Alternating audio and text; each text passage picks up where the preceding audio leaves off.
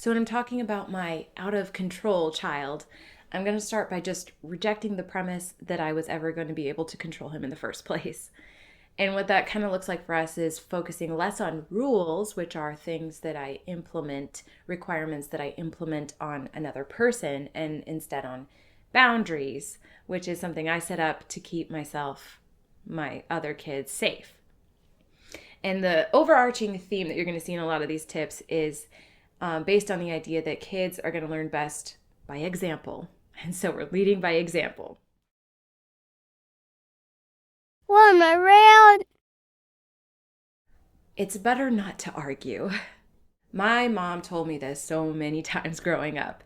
Andrea, it's better not to argue. And what she meant was you're going to end up doing it anyway, so you can sit here and whine about it for forever, or you can just go ahead and do it. So I learned my lesson, and now as an adult, when my child starts to whine at me, I say to myself, Andrea, it's better not to argue. And I just do it.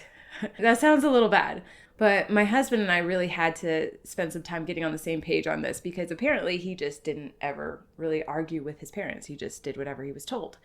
But I did. I spent a lot of time arguing with my parents. So when our children start to argue, my husband really had to learn that if you're going to give in fast, give in right away. So when your kid comes to you with something, if it's something that you think you're going to end up giving in on anyway, give in right away. Just pause and give in. Because once you start having that argument, this better be a hill you are willing to die on. Otherwise, they're going to start to learn that if they argue enough, they can badger you into something. So better to just, if it's not that important, give in right away. Because a lot of the things that I say no to are little things like, I don't want to get up right now. So a lot of times with the first pushback, I'll say, okay, is it just I don't want to do it and there's not really any reason behind it? Give in and give in now. Because I don't want to teach them that they can wear me down. So we're going to give in immediately. Make it goofy. This one is so obvious, yet so easy to overlook. My 4-year-old absolutely hates it when I correct him. So one of the things I've been doing is just adding the word goof to the end of it.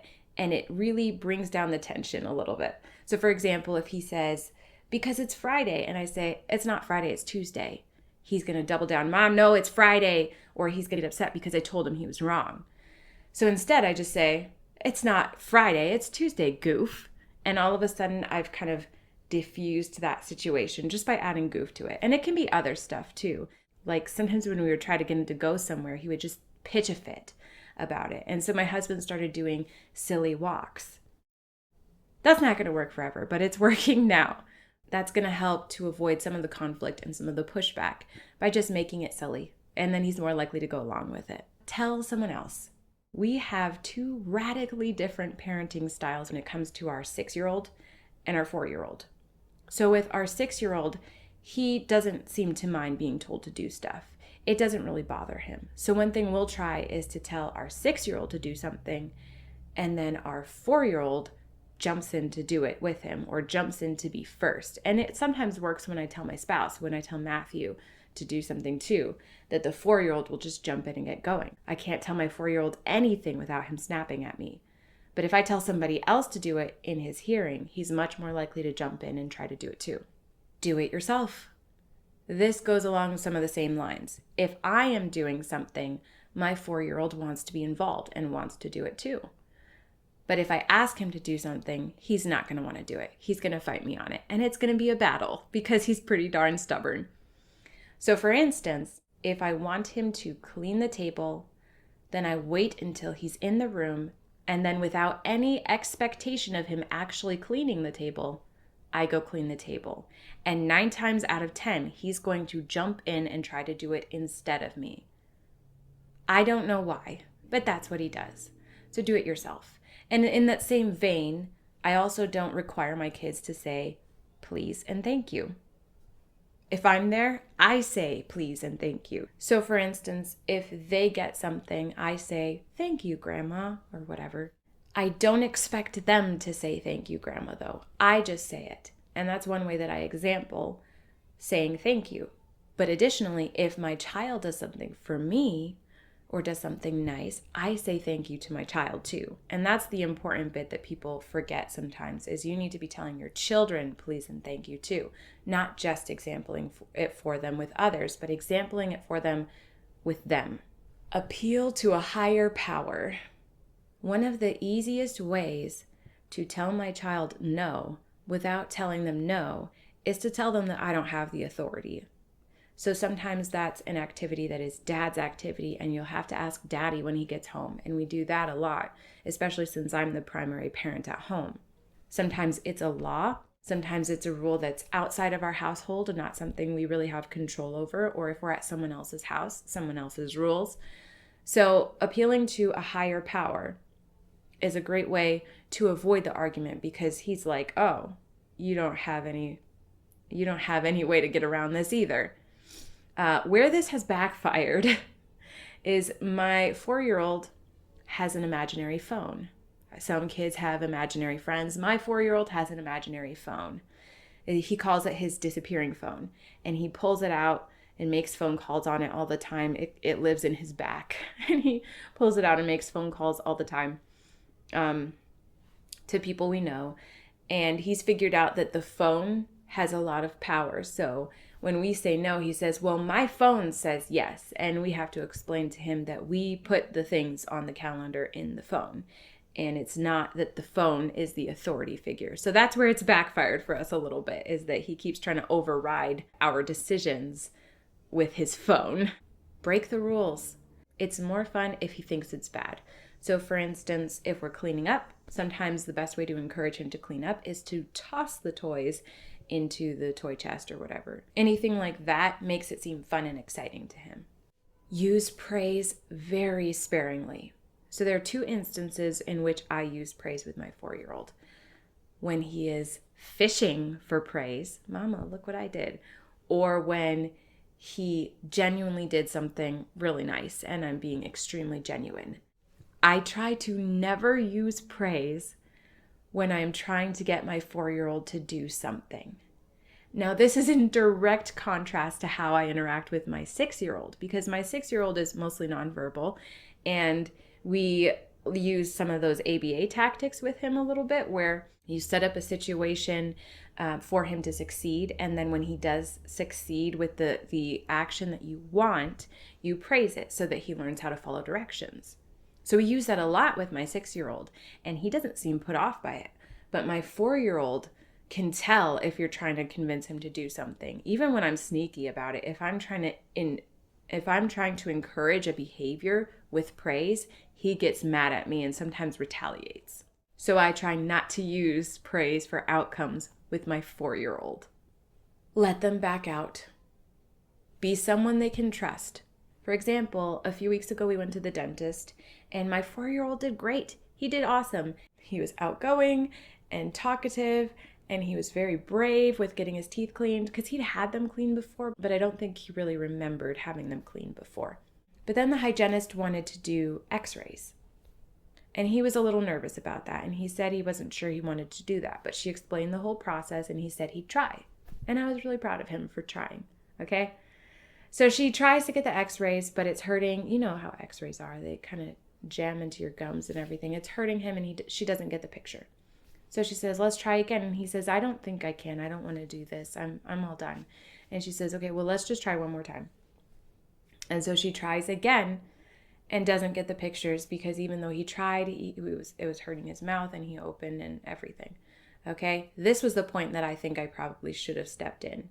But she pushed again and said, well, let's try again. I think you can do it. We were so close last time. And he was like, no, I'm all done. And she's like, one more time. And so he tried again. And then after, when she didn't get the picture that time, I said, okay, thank you. We're all done.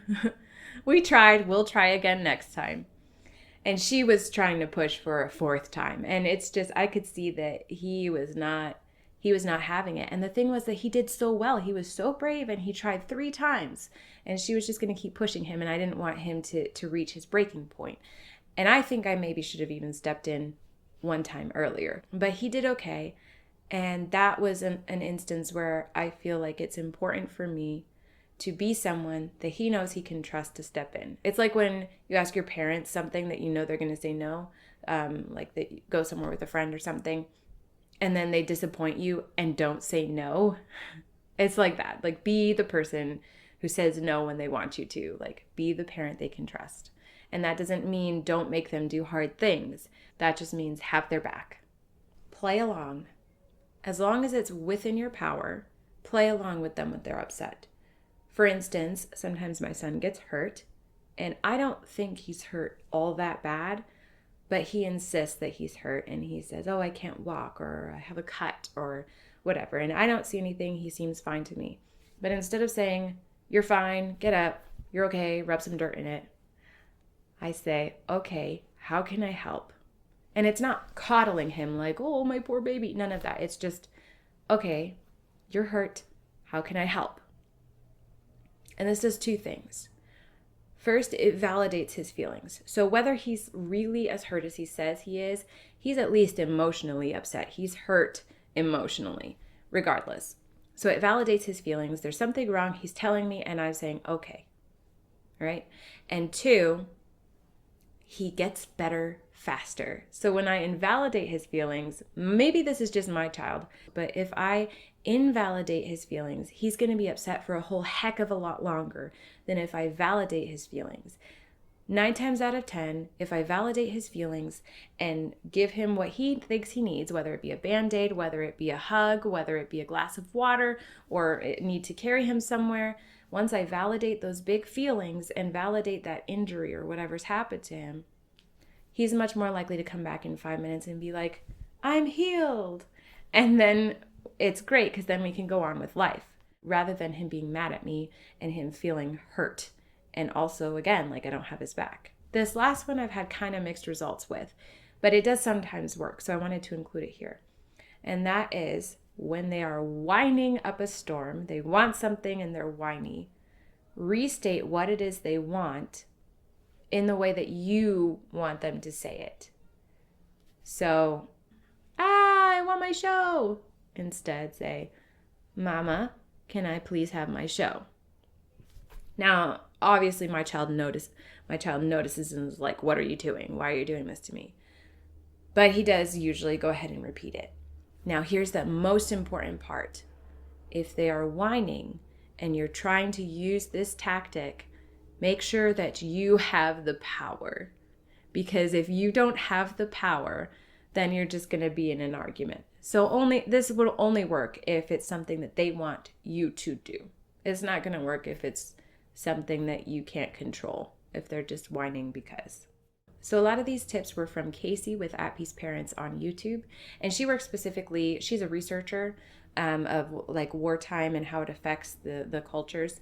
But she works specifically with demand avoidant children, pathological demand avoidance, and her son has PDA. But we've tried a lot of these tips, and they've really helped us kind of keep the peace while navigating life with our beloved tiny tyrant. Our 4-year-old doesn't have any kind of diagnosis, but I found these tips to be really helpful for just a challenging child.